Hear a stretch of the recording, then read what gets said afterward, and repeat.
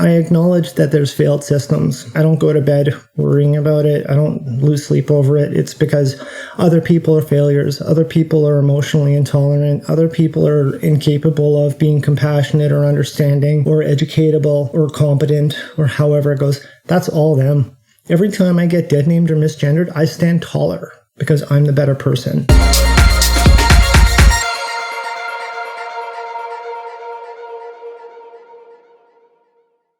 Hello to all, welcome to Dwhell On It, a series where I, Taylor, answer your questions about my lived experience as a trans woman. If you're new to the channel, what Dwhell On It is, as I just mentioned, answering your questions about my lived experience or other questions about the trans community. And oftentimes it's not even about that too. Sometimes they're just fun, random questions to help humanize the conversation and help people remember that trans people at the end of the day are just as human as every other person out there as well. So you can throw them at me however you want. I write them down and put them on note cards, throw them in a grab bag, draw them out and create an episode out of it. If you're new here, please make sure to subscribe, and if you're not new here and haven't subscribed yet, please make sure to subscribe. I'm pretty sure that's here on the screen. I don't know, take a look. Somewhere there's a button on there that says subscribe. Make sure to please hit it, and when you're clicking buttons, please make sure to hit that like button as well too. Liking, of course, lets me know you enjoy the content, and it also helps on the nerd side of things. It helps when it comes to algorithms and getting the visibility of videos like this into the faces of people who are interested in similar topics, and oftentimes people who need to be more conscious of the same topics too. Please make sure to share this as well with your peers, with your friends, with your networks, and so on. I say this all the time, that my reach is only as far as I can reach, and that's where you, the viewer, the listener, are so important and super helpful for all of this by making sure to help expand that reach and get more people aware of something like Dwhell On It, and help again normalize the conversation and introduce trans visibility, trans understanding into their lives as well. Before I get too deep into anything else, I always like to begin with a visual description, and I'm in my living room as usual. I don't know why I make it seem like it's an option at some point, but nonetheless, I'm in my living room. It's midday right now. It's really bright behind me. I myself am wearing a gray sweater with a gray and darker gray horizontally striped t-shirt underneath. I was told by a little birdie that nobody looks good in gray, and I've taken that as a personal challenge lately. I've got my long blonde hair. It was straightened, but it's already starting to get wavy because it is muggy in here because the air conditioner on my wall is turned off. The color palette of my makeup is based on blue and purple. Behind me, I've got pieces of my gym. I always make it seem like that's only part of my gym. Off camera is the other part of my gym where I've got my weight equipment and whatnot, but behind me, I've got my elliptical, my recumbent bike, and my treadmill, and I think that kind of sums it up on a visual description. I'm a 6'1" white transgender woman. My name's Taylor. I use she, her pronouns. I live in Winnipeg, Manitoba, which is Treaty 1 territory, and I think we can get right into this. Are there any fashion trends that you love or hate differently since you came out? Probably, but I don't have any capacity to notice and or care. If someone is into a certain style that I'm not a fan of, that's their style. That's how it goes to me. I don't look at it as something that I'm supposed to follow suit with, or vice versa, frankly. Like, I know myself personally, my style's pretty defined, and I think it's almost always been that type of way. I'm very much a t-shirt and jeans type of person, but I can still play the game. I have no problem glamming up when I need to. Obviously, I enjoy working out, and so I don't mind getting, comfy in that sort of sense too. Lots of times, since I work from home, I can be sporting pajamas for a few days in a row and be perfectly happy with it, but I definitely don't go in public in pajamas. I've got a thing about that. But otherwise, people's fashion sense, that's just their own choices to their own decision. When I shop for clothes, 99 times out of 100, I'm thrifting it, so I'm getting whatever clothes were popular a while ago anyway, and I'm still perfectly comfortable with that. I don't even know how to describe my style because I'm not good at that type of stuff. I've always kind of joked where it's like the pumpkin spice type of thing. Like, for even what I'm wearing right now is probably exactly what I'm talking about here, where I'm not going to get up because I'm not rearranging my living room just to show what I'm wearing. But like I said, it's a gray long sleeve sweater, which is offset. It's got an offset zipper. And then, like I said, it's a gray t-shirt underneath. I've got fitted jeans on, and if I'm going to go out and about, pretty much 100% chance that I'm going to be wearing, they're calf-high heeled boots, and those are the things. That's kind of my style, usually just in a different color. If fashion changes, then I'll see what's at the thrift store as fashion comes around as I need to get something new is probably the easiest way for me to say how I pay attention to fashion. For example, there's a lot of high-waisted stuff that's honestly, I don't even know if it's in or not, completely honest. I stay away from that because I've got 2 piercings right at my tummy. Like, I don't have a belly button piercing, but I've got 2 dermal piercings, one right above and right below my belly button, and so I don't usually wear high-waisted stuff that could kind of chafe around there. Fashion lots of times is just kind of related more to me and my comfort versus whatever's popular out and about, because I really couldn't give 2 shakes about how other people choose to dress themselves. It's not my position to care, and it's never been my position to care. Weird system, isn't it? Has anyone ever outed you before you totally came out? No, but someone threatened to out me way in a pre-transition life. Way in a pre-transition life, and this is long before I even imagined my authenticity would even be a reality. But I was much more active in a community in the city many years ago. I'm trying to even put a date on this at this point, but it was well over a decade ago, I'm sure. I was much more active in the community, and this person was rather new in the community. And I shared to some people who were close to me who were also mutual friends with this person as well that they threatened to out me. And they took care of things really quickly and made it clear that you do not do these things. I can't obviously control what other people do. I couldn't then, and I won't ever be able to do that in the future as well. So I couldn't overinvest my time in the, what if. But all I knew is that really represented their character, and I made sure to step away from them after that moment. If you feel that that's a boundary you can just breach automatically, my trust in you is gonzo. And for me, it was as simple as that. On a note, I should put this in very quickly for anyone who might not know what outing is. Sharing someone's authenticity, or even if it's not about being gender diverse, but just sharing something about them that is not common knowledge for the people around them. So for example, if someone has an invisible disability, and what that is exactly what it sounds like. You can have a disability and nobody would know. And those individuals would be going through society as is because that's how they choose to live their life. And then if somebody just chooses to share that, oh, so-and-so has insert disability, that is discourse that never needed to happen. That's not discourse that's relevant to whatever's going on. And now that person who's living their life, minding their business, navigating life as it was, for someone to go ahead and take that and dump that into the world for other people without them being the champion of that conversation, that's outing. And that is a very harmful practice because there might be a reason why that person keeps it to themselves, whether it's because they're gender diverse, maybe it's because they are part of a religious minority that other people might not be fans of in the area. Maybe it's because they've got a disability. Those types of discourse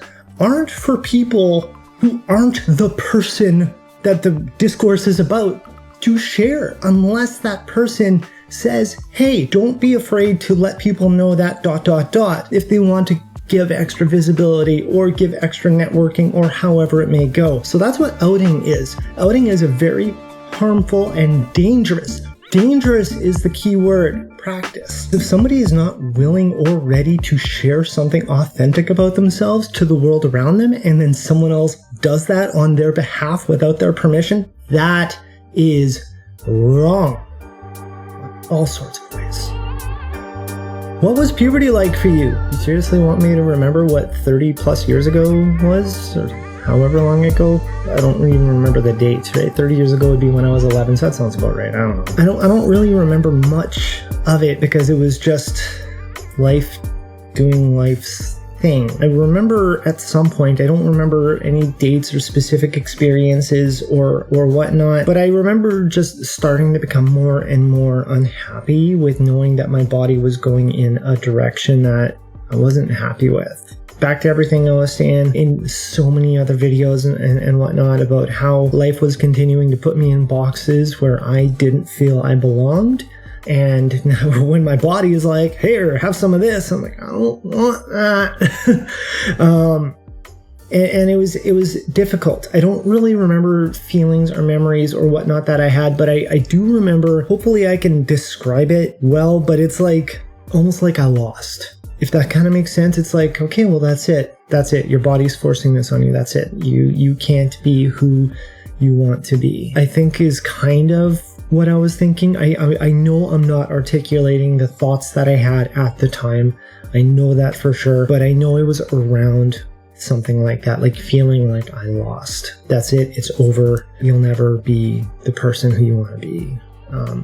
I think is the easiest way to like summarize it. I don't think this is much of a surprise for people who know me, but I very much kept to myself and so on, you know, and I don't know what standard practice is now when it comes to like parents and kids or whatnot, but I never had the birds and the bees conversations or anything like that. You know, I learned how to shave by myself and so on, and you know, I was embarrassed to even discuss that when no one else would be around, is I'd be using, you know, my dad's electric razor and so on, just stuff like that.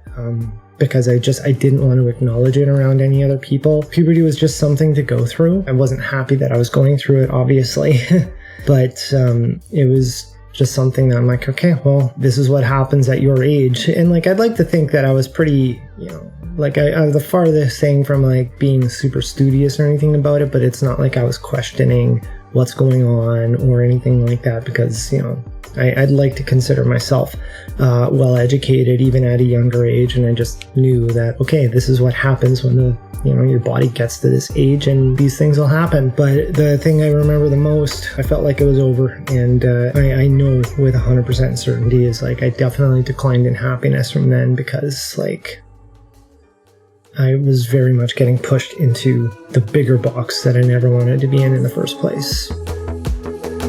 How do you cope with being deadnamed or misgendered? I think I talked about this a couple months ago. And so with that, I'm going to point to a video right here. And just like it feels like lately, if there's not a video there, please allow the finger pointing off into space anyway, because I'm not going to bother editing it out. I'm pretty sure I addressed being misgendered in some capacity. My pre-transition life, my name was Brad. That's how I cope with it. If people want to deadname me, they're embarrassing themselves. I get letters in the mail addressed to pre-transition life because of a mailing list. I'll work on getting rid of it at some point or another. For me, it's just there were failed systems and failures of people, right? And if they want to be failures of themselves, I'm not going to lose sleep over them being failures, but I'm certainly going to work on addressing the systems that enable those failures as well as to why these things continue to happen. When it comes to being misgendered, again, right, if someone wants to be, you know, deliberately ignorant, that's them embarrassing themselves. I'm a bigger person than they will ever be, and that's the way that I look at it. They are not hurting me, they're not scaring me, they're not embarrassing me, they're embarrassing themselves. They're presenting their fears. They're the ones who have a lot to worry about, not me. When it comes to being misgendered, a place that is important to me had some individuals misgendering me, and I caught wind of that and told it to someone who was able to, you know, make some change, and I summed it up with fix this, period.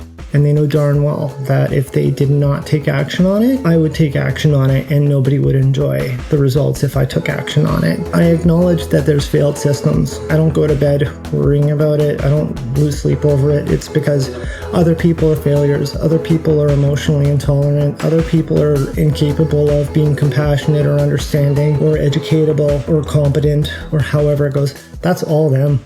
Every time I get deadnamed or misgendered, I stand taller because I'm the better person. Has anyone from previous relationships found out, and have they spoke with you since? A couple people for sure. One was very just generally, you know, happy, optimistic. Hey, I'm really happy for you. Best of luck and so on. Like, there's no like serious long-term engagement, chit chat or anything like that. But just like, hey, you know, good for you, you know, and that's it. Like, no conversation about, you know, the past life or anything like that. Just supportive and happy, which was great. There was another person where I don't know if like relationship's the right word, because we never got to that point, but we probably would have been there if some logistics would have been different. I know I actually happened to speak about this one person's experience in a previous episode quite a while ago, as a matter of fact, too. So I'm going to put a link right here for that episode. This was quite a while ago, thinking of it. I want you to check that out. But to sum it up, we were close, right? But we were never as close as, like I said, we probably could have been if logistics were a little better. But when she found out, she ended up crying. And she was crying because while both of us were keeping our own lives, right, in however lives were going, she kept a tiny little part of her heart. They're thinking that, okay, maybe if things just, if all the stars align, then maybe this will happen, right? She had that little part of like, if things work, then maybe we can actually make it happen. And then when she found out, I guess she felt like that little part got shattered, which was kind of difficult, of course, for me too, because for me, I'm like, I'm still here. If anything, I am a better person than I've ever been before. That's something that I discussed in more detail in that episode that I linked, so please take a look at that. I'm living my best life. I hope that she's living her best life too, and I'm happy that she didn't completely turn and run away when I came out. And then other people from a past life who I was close with, a few of them reached out. One person was incredibly happy for me, and they ended up falling off the radar, but for a small period of time they were happy for me because they had an idea of my authenticity, and we've had some hiatuses between times, but nonetheless, when they found out, not even through me, right, but through someone else, they were very happy for me. Someone else ended up buying me a Christmas gift, which was very nice, 2 Christmases ago, so that was very nice. I'd like to say that, there are good people still, even when it comes to previous relationships, but I've never had any ongoing conversation with anyone who I've ever had a previous relationship, but that's nothing outside of being trans or not anyway. That's typically been my flow anyway, that if a relationship fails, and it doesn't matter if it's an intimate relationship or a platonic relationship or whatnot, if a relationship fails, it's usually just one less number in my phone book and life carries on. That probably sums things up well enough. And speaking of summing things up, let's wrap this one up here. This was a nice, fun, fast little episode, and I hope everybody enjoyed it. And if you did, please make sure to hit that like button as I mentioned earlier. Hit subscribe if you have not yet. It's there or here, maybe even there, depending on what platform you're checking this out on. So please make sure to hit that subscribe button. And as I mentioned, please share. My reach is only as far as I can reach. You are the people who help me out the most when it comes to getting more people to check this content out too. When it comes to sharing, if you have not seen them yet, I've mentioned this before, please make sure to take a look at episodes 54, 55, and 56.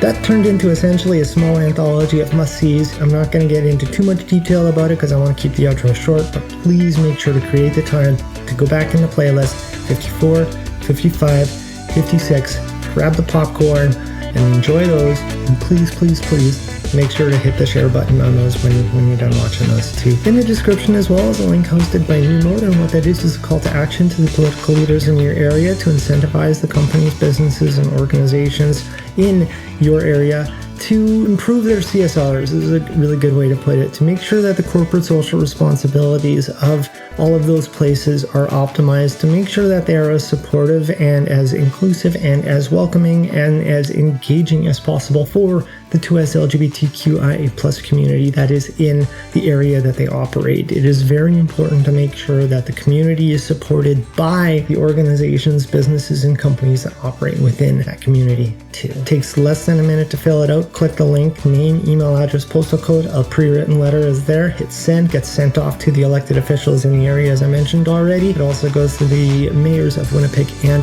Toronto. Speaking of the mayors of Winnipeg, you'll see that I've been posting shorts from an older episode, which I'm going to put right here while we're at it. It's something involving Winnipeg City Council, and since the election is upcoming, I'm revisiting that to make sure people are aware of the corporate advertising policy that was presented and how soft it was and how important it is for companies in Winnipeg at least. And of course, this is synonymous with other cities too, about making sure that they are more assertive about, staying aligned with reputable organizations when they are doing business. Because if we're going to be funding organizations to provide services to the city, we want to make sure that those organizations return the favor by being supportive to the 2S LGBTQIA+ community as well. So please make sure to take a look at that if you have not seen that episode yet, and you're going to be seeing snippets of that showing up in my shorts feed on a regular basis as the election nears. Otherwise, let's wrap this one up. So have a great rest of your night, have a great rest of your week, as I always enjoy saying too, and see you later.